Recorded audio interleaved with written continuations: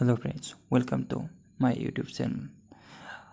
আজিৰ প্ৰথম প্ৰশ্নটো হৈছে who is the current speaker of Assam Legislative Assembly? ইয়াৰ অসমীয়াটো মই কৈ দিছোঁ অসম বিধানসভাৰ স্পিকাৰ কোন হয়? ইয়াৰ প্ৰথম অপশ্যনটো আছে বিজয় বিষ্ণয়, বি অপশ্যনটো আছে বিশ্বজিৎ দৈমাৰী, চি অপশ্যন আছে নুমল মমিন, ডি অপশ্যনটোত আছে লক্ষ্মণ আচাৰ্য। ওকে, এতিয়া আমি ডাইৰেক্ট এনচাৰটো নকৈ কিনে আমি এজন এজনকৈ চাওঁ যে ইয়াত কোনজন কোন হয়। প্ৰথমতে আছে অপশ্যন ডি। অপশ্যন ডিৰ লক্ষ্মণ আচাৰ্য। লক্ষ্মণ আচাৰ্য হৈছে বৰ্তমান অসমৰ গভৰ্ণৰ।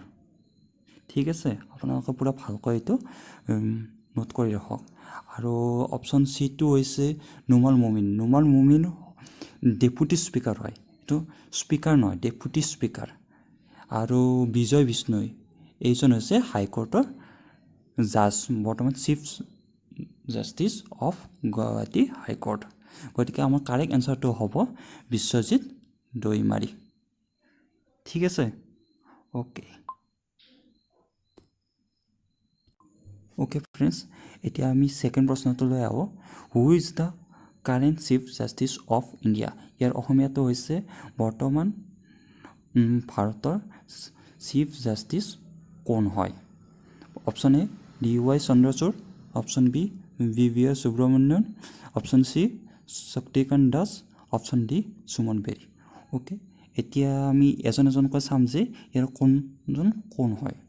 সুমন বেৰী এইজন হৈছে নীতি আয়োগৰ ভাইচ প্ৰেচিডেণ্ট, এইজন সুমন বেৰী। ছেকেণ্ড আছে শক্তিকান্ত দাস। শক্তিকান্ত দাস হৈছে আৰ বি আইৰ গভৰ্ণৰ। তাৰপিছত আছে বি ভি আৰ সুব্ৰমণ্যম, এইজন হৈছে নীতি আয়োগৰ CEO। আৰু গতিকে আমাৰ শুদ্ধ আনচাৰটো কি হ'ব? D Y Chandrachud.